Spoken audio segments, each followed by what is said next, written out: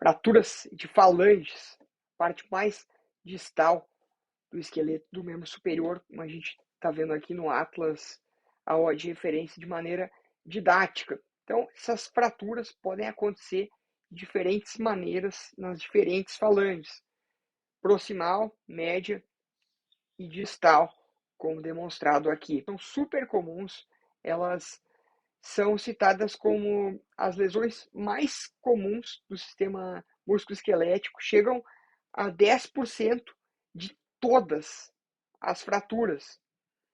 As mais acometidas, ela segue da distal, média e proximal. Além disso, o dedo mínimo, o quinto dedo, ele é o mais acometido, como aconteceu aqui com o Mark Marques, veiculado aqui nessa notícia que ele teve fratura. Além desse caso, diversos outros, aqui no caso da segunda falange, falange média. E se a gente der uma pesquisada por fraturas de falange, a gente vai encontrar casos diversos aqui. Até o Kobe Bryant não teve a fratura, teve uma luxação, que também é comentada aqui no módulo de articulações, mas ele comentou sobre uma lesão do Stephen Curry, que teve, sim, uma fratura também.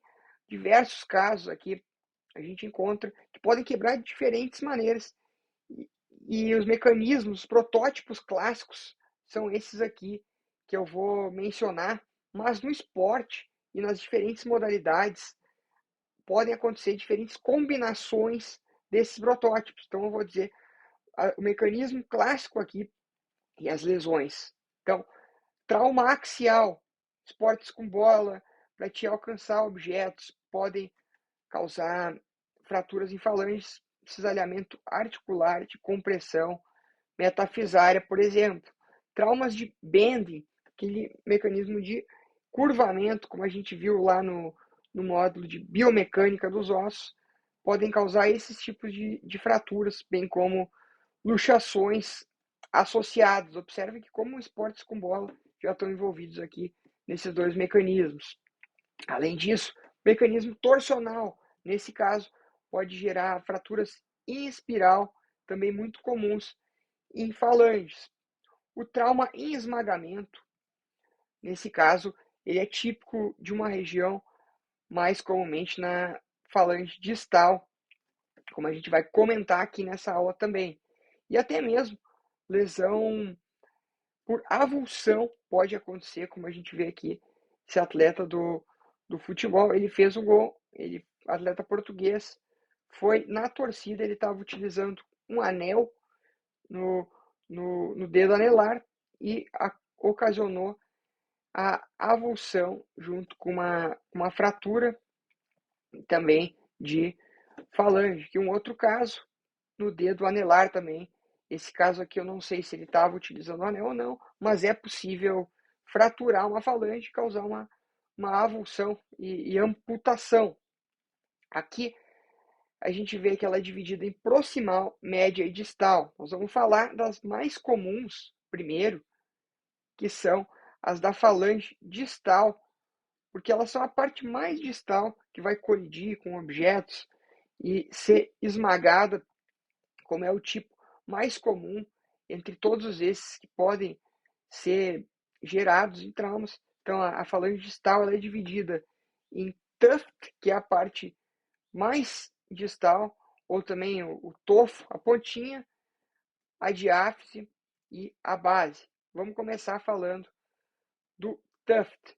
Geralmente, nesse caso, é um mecanismo por esmagamento, e o traço típico aqui é um traço multifragmentado, uma fratura cominutiva, mas que ela geralmente é estável devido à unha que estabiliza em cima, bem como a polpa do dedo também, conhecido como espaço anterior fechado aqui no néter de ortopedia, que é composto por diversos septos, tal como a gente tem lá no calcânio do pé. Esses septos eles são isolados e eles têm um papel de amortecimento e compressão. Tudo isso, então, em cima e embaixo, acaba estabilizando esse tipo de fraturas.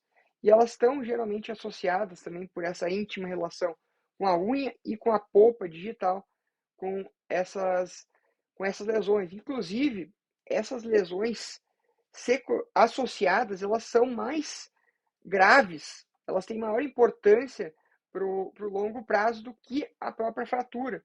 Então, é mais importante a gente cuidar dos tecidos moles, por causa dessa anatomia da distal, que é muito importante para o tato, função sensitiva, é ricamente inervada, como a gente vai ver, e tem tendões aqui inseridos que fazem a extensão e a flexão, como a gente pode ver, o tendão do flexor profundo aqui embaixo e o tendão da porção final do mecanismo extensor dos dedos aqui inserido.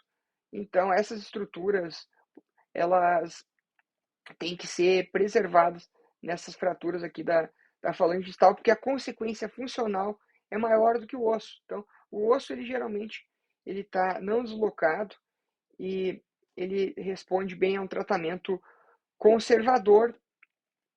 Já essas lesões associadas, eventualmente, elas necessitam de um reparo, uma atenção extra, como um hematoma unguial, que pode acontecer aqui, subunguial, na verdade, por causa de extravasamento de sangue, que vem ou dessa matriz aqui do leito unguial mesmo, que é rico em vasos, como a gente pode ver, pode ser aqui da própria matriz da unha a lesão, então vem da unha ou o sangue ele está vindo do próprio osso. Então daí nesse caso, isso aí é uma fratura exposta, então tem que sempre ficar atento. Quando que a gente vai intervir aqui? Isso aqui é muito comum, pessoal, muito comum, e a gente tem indicação formal de drenar esse hematoma subunguial quando a unha ela for envolvida em mais de 25% dela, porque aqui como o Atlas AO de referência prática do CITA, isso aqui pode ser muito doloroso, fica pressionando regiões muito inervadas e sensíveis aqui embaixo. Então, se tem mais de 25% desse sangue acometendo, é recomendado que se drene. Como é que se faz isso? Era dito, é muito falado, pega um objeto, clipe, uma agulha comum, esquenta e fura. Mas o Nether Collection e outras referências já dizem que, na verdade, isso não esteriliza, então é recomendado que se faça com uma agulha, né, esterilizada, ambiente controlado, e preferencialmente 22 gauge, que é essa aqui na cor pretinha, cinza, geralmente, que ela é mais fina, essas agulhas, elas, conforme a gente vai do maior número para o menor, ela vai ficando mais fina, então a de 22 seria o ideal para a gente fazer essa drenagem do hematoma, lembrando que, eventualmente, se tiver fratura associada, então é interessante fazer um raio-x para a gente avaliar essa falange distal, porque se tiver uma fratura e a gente drenar esse hematoma, ele entrar em contato com o meio externo, a gente vai ter aí uma fratura exposta dessa maneira. Então, tem que ser usado o antibiótico, e bem como, sem fraturas, sempre se avalia os tecidos moles ali, que têm lesões associadas a essa fratura, até porque esse osso, distalmente, ele é muito protegido. Se a gente apertar aqui, tem a unha e a polpa digital, né? Então, para chegar a fraturar, a gente precisa lesionar outras estruturas, então avaliar o uso de antibióticos pelo grau de tecidos moles que sempre precisam ser reparados aqui. Inclusive, outras reparações podem ser necessárias. Se a gente tiver mais de 50% do leito unguial, já há indicação para que seja removida eventualmente a unha e feito um reparo desse leito unguial, que tem que ser feito de maneira muito cuidadosa, com suturas muito anatômicas, que não everter a borda, não inverter a borda, tem que ficar perfeitamente coaptado. São preconizadas suturas com pontos individuais para que fique o mais perfeito possível. Além disso, posteriormente existem técnicas, como a O descreve, para até mesmo utilizar o plástico inerte de seringas hospitalares como molde para proteger esse leito e ir movimentando ele conforme, e retirando e cortando conforme a unha vai crescendo, mas não é o escopo aqui. Vou lembrar que o leito unguial pode ser reparado sempre que possível. Caso contrário, se isso aqui não for reparado, pode a unha não crescer mais. Agora, avançando para as fraturas da diáfise, elas tendem a ficar estáveis, felizmente também, e elas tendem a ter dois padrões: longitudinal, como a gente está vendo aqui, e o padrão transversal também, que geralmente é non-displaced, então ele fica estável e a maioria das vezes, então, um tratamento conservador com splint, inclusive deixando livre a interfalangiana proximal, tende a recuperar bem. Então, a gente viu antes as multifragmentárias, agora a gente está vendo um traço simples que lá no Atlas da O, a gente vê como enquadrados diáfise e a parte distal, lembrando que, eventualmente, pode ser necessário, quando tem um espaçamento muito grande, uma fratura deslocada ou um traço oblíquo, por exemplo. Então, necessário procedimento cirúrgico, de preferência percutânea, para não mexer. Isso aqui é muito importante saber, por causa que essa região, ela nos dá o tato fino de objeto. A gente conhece o mundo por meio de nossas mãos, por meio desses nervos aqui que ficam em abundância nos septos. Então a gente deve evitar mexer nessa região e fazer isso aqui, porque, como está dizendo aqui, uma dissecção grosseira desse tecido subcutâneo pode causar dor permanente na polpa digital, cicatriz. Então a gente tenta mexer o mínimo possível ali. Então é uma região muito sensível, por isso dói muito também. Então a abordagem percutânea é tipicamente utilizada aqui, utilizado um parafuso de compressão. Agora vamos para a região da base da falange distal, que tem dois protótipos clássicos. Então, a base, que pode ser uma lesão na base dorsal, como a gente vê aqui, e na base volar, que a gente vai ver primeiro, que leva o nome de jersey finger. Jersey são aquelas camisas de time, porque o mecanismo clássico é um atleta no esporte, inclusive essa lesão leva o nome de uma camiseta esportiva, se segura, então, o adversário, uma tentativa de evitar a progressão, e por meio do músculo justamente que faz o movimento de agarrar, que se insere lá na falange distal, é um músculo muito forte, é um músculo flexor profundo dos dedos, ele tem origem nessa região aqui da ulna proximal, inclusive. Se a gente fizer esse movimento aqui de agarrar, a gente vai sentir ele contraindo bem aqui na borda ulnar, do lado anterior, lembrando que essa loja pronato flexor, terceiro compartimento mais profundo dessa loja anterior do antebraço. A gente faz isso aqui, ó, a gente sente o músculo contraindo.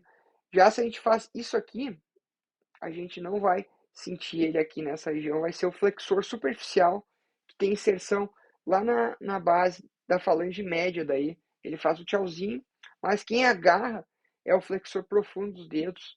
Ele tem tendões que vão do segundo até o quinto dedo para fazer isso aqui.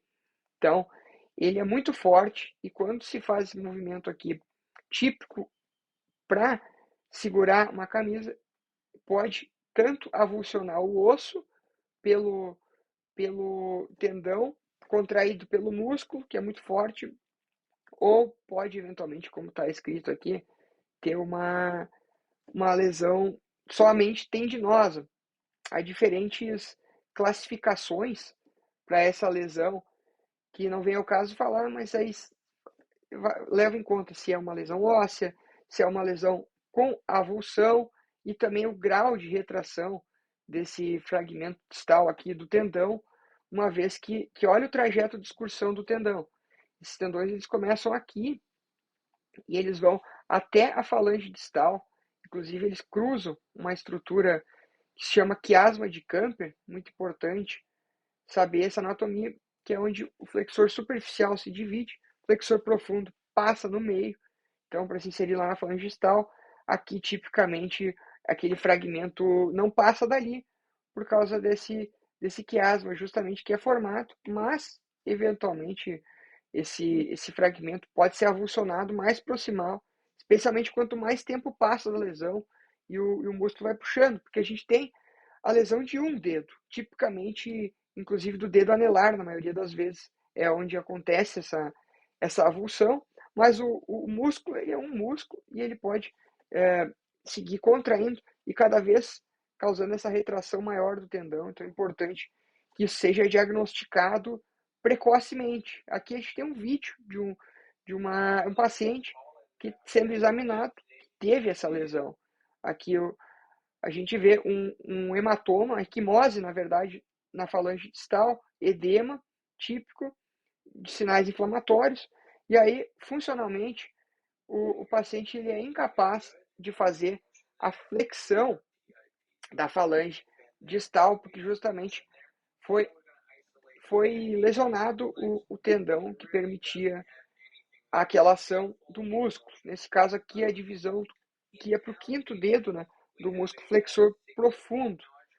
E aqui ele comenta que ele consegue palpar o nódulo, porque é aqui que está o fragmento ósseo, provavelmente avulsionado. Então, inclusive, isso é possível ver em raio-x, aonde que está esse fragmento avulsionado. Aqui está um exemplo. Bem como no caso ali, um outro exemplo aqui, geralmente o fragmento ele é grande, que é um tendão com uma grande área insercional e eventualmente ele até pode vir mais proximal. Como é que se arruma isso?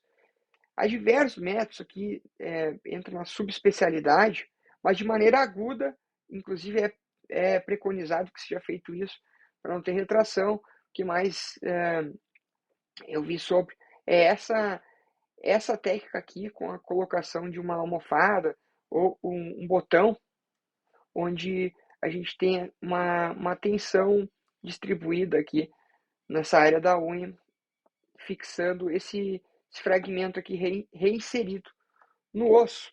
De complicação principal que acontece aqui é isso aqui, que leva o nome de efeito quadriga, como que são esses 4 cavalos. É bem como um exemplo muito bom desse tendão, desses tendões, desse músculo, que é um músculo que chega à charrete, e os 4 cavalos, né, cada um dos tendões. Então, quando acontece isso, que acontece na zona 1 flexora, como citado pelo Netter de ortopedia, só fazendo um link aqui com as zonas flexoras da mão, existem as zonas flexoras também, existem as zonas isoladas do polegar, e é mencionado então esse efeito quadriga, que é quando acontece uma inserção.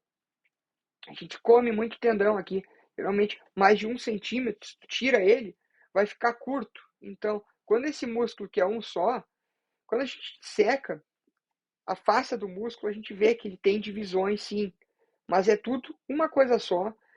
Ele é inervado por, por uma parte dele, a parte ulnar, do quarto e do quinto pelo nervo ulnar, e a parte do mediana, que envolve o terceiro dedo, pelo nervo mediano. Ele tem dupla inervação, mas isso aqui, quando se contrair, ele vai gerar esse efeito que acaba um dos dedos ele contrai antes ou ele fica com, por exemplo, dessa maneira aqui, porque o tendão ele está curto, então quando tu contrai todos o tendão mais curto, ele vai gerar isso, essa deformidade que tem o nome de efeito quadriga. O prognóstico é bom quando o diagnóstico ele acontece de maneira precoce e o tratamento também, para não haver retração do tendão.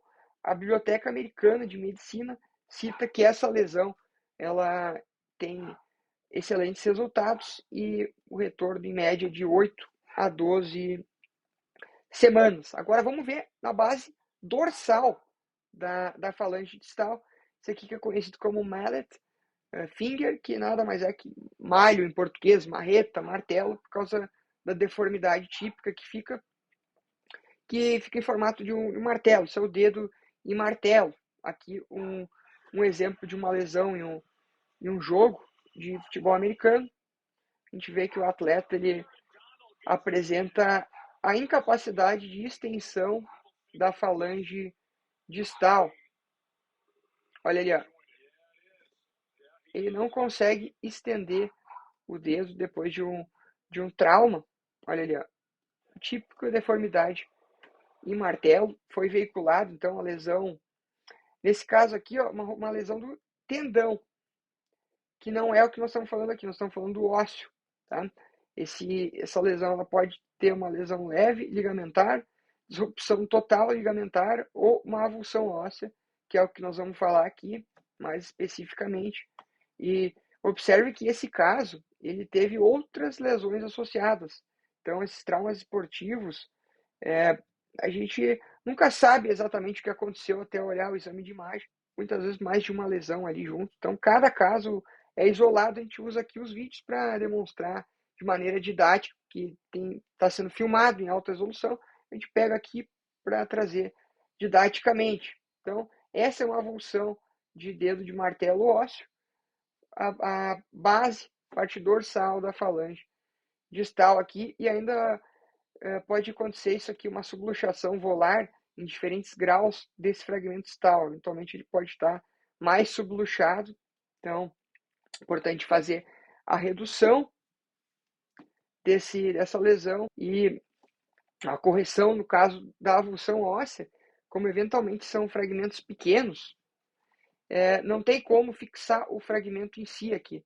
Então se utilizam essa técnica aqui, que é a que eu mais vi, mais encontrei formações na prática também que eu vi, que é a técnica de Ishiguro aqui, coloca um fio estabilizando e o outro para manter o osso no lugar, sem transfixar ele para que ele seja consolidado ali, isso de maneira percutânea com auxílio de fluoroscopia e eventualmente, quando é só o tendão, pode ser feito uma técnica semelhante, onde é feita apenas essa, essa fixação aqui, dermatotenodese, como a gente pode ver aqui, com técnica de Brooks Grainer, e aqui é o caso que eu vi presencialmente, então foi feito isso aqui, feito uma dermatotenodese desse tendão apenas com a estabilização da interfalangiana distal.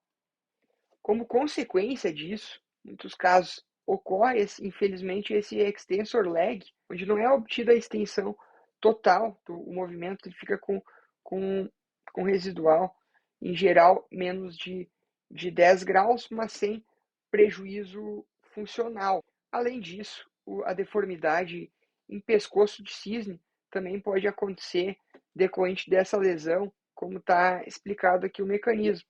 A primeira coisa que vai acontecer vai ser aqui o problema, né, a ruptura dessa banda distal com o mecanismo extensor, como a gente consegue ver de cima, ele tem essa banda central que vai se ligar aqui na falange média, na base da falange média, e a gente vai ter essas duas bandas laterais, uma de cada lado, que vão se ligar lá na falange distal. Então, na base da falange distal, que é onde está o problema da lesão. Então, se a gente tem uma ruptura aqui dessa banda, desse tendão central, vai acontecer uma tensão excessiva nessa região aqui da banda central, levando a que toda a força que ia para cá vai ser direcionada para outra banda central, que vai gerar uma hiperextensão da interfalangiana proximal. Então, daí a gente vai ter vai ficar com a placa volar, que fica aqui embaixo, demonstrada aqui, mais com maior lacidão, esse ligamento retinacular transverso e também a PIP joint, tudo isso aqui vai ser levado para hiperextensão dessa PIP, que vai configurar, em última instância, essa deformidade aqui. E além da base, essa base ela leva o nome de epífise, quando a gente tem um esqueleto imaturo e tem uma lesão ali, que é chamada essa fratura de Simon, que é inclusive uma fratura da epífise, da falange distal, que é a lesão fisária mais comum de todos, isso aqui, questão de prova. Então, muito importante que seja mencionado aqui, ela tem uma lesão nesse epífise e ainda por cima tem uma lesão também da unha, como a gente vai ver, e ela é muito parecida, o resultado da ectoscopia com a lesão do dedo em martelo que a gente acabou de ver, porque vai ter o traço nessa região aqui que vai ser funcionalmente como se avulsionasse o tendão extensor e o tendão flexor vai estar aqui fazendo a flexão do fragmento distal. Bem aqui, como está demonstrado no slide, olha, observe aqui a inserção do tendão extensor, a epífise, aqui ainda não consolidada de maneira endocondral, né? O centro de ossificação secundário não uniu com o primário, então aí acontece essa situação aqui, a força do tendão extensor mantém o fragmento e o tendão flexor acaba causando essa deformidade, inflexão do fragmento distal, e a unha também ela é lesionada e ela fica parecendo ser maior do que o outro lado, como aqui o slide do professor Nabil Ibrahim, que acontece isso aqui. Essa configuração acaba levando a unha mais para frente e essa unha ela tem que ser corrigida. Então, além do reparo da fratura, que se não corrigida pode levar a deformidade de crescimento daquele osso, porque é uma lesão fisária, e tem que ser reparado o leito unguial também, para que a unha volte a crescer. Então, lembrar, além disso, que como teve uma fratura, vai ter um hematoma ali, com contato com o meio externo, então isso é uma fratura exposta, tem que ser tratada como tal, inclusive com o uso de antibiótico e toda aquela sequência correta para tratamento de fraturas expostas devido ao risco dessas lesões. Então agora vamos continuar com as falanges média e proximal.